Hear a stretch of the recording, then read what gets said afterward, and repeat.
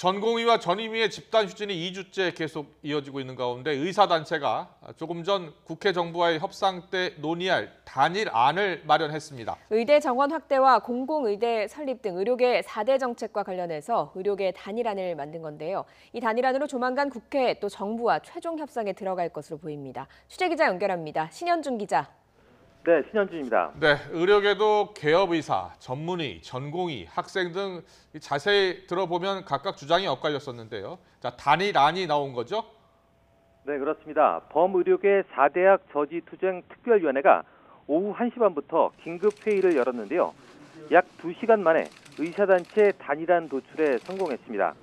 의협은 젊은 의사들이 요구하는 것을 꼼꼼히 반영하고 기존에 생각한 아이디어를 합쳐 단일안을 만들었다고 밝혔습니다. 또 오늘 회의에서 이 단일안으로 협상에 나서는 것에 모두 동의했으며 가능한 한 빨리 정부, 여당과 대화를 시작하겠다고 밝혔습니다. 특히 단일안에는 그동안 전공의 협의회 등 의사단체들이 주장한 의료정책 원점 재논의와 이를 명문화하는 내용이 포함됐다고 의협 측은 설명했습니다. 오늘 회의에는 대한의사협회를 중심으로 전공의와 전임의, 의대생이 참여하는 젊은 의사 비상대책위원회 등이 참석했는데요.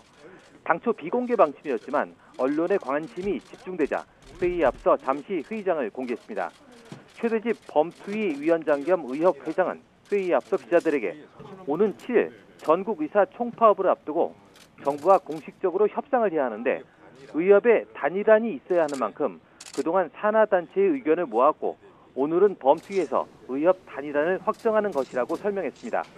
앞서 지난 1일 한정혜 더불어민주당 정책위 의장은 최 회장과 만나 정부가 추진 중인 4대 의료정책의 원점 재논의와 명문화 가능성을 시사하고 최종 문구 정리는 의료계의 몫으로 넘겼습니다. 국회 보건복지위 소속 국민의힘 의원들도 대한전공의협의회를 방문해 코로나19 사태가 안정화되면 의료정책을 원점에서 재논의하겠다고 약속했습니다. 이에 대해 원점 재논의 불가 방침을 고수하며 의료계와 팽팽히 맞서온 정부는 국회와 의사단체의 합의안을 최대한 존중하고 합의되면 이를 이행하기 위한 최대한의 노력을 하겠다고 밝혔습니다.